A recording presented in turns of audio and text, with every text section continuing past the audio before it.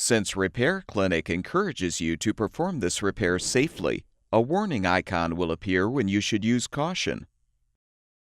To replace the upper crisper shelf in your refrigerator, first remove the two upper bins.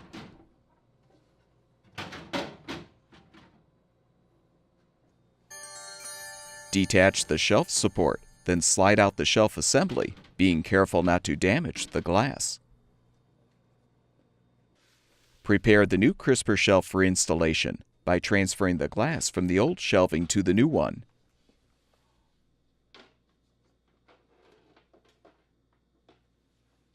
Now slide the new shelf into place in the refrigerator and position the new support.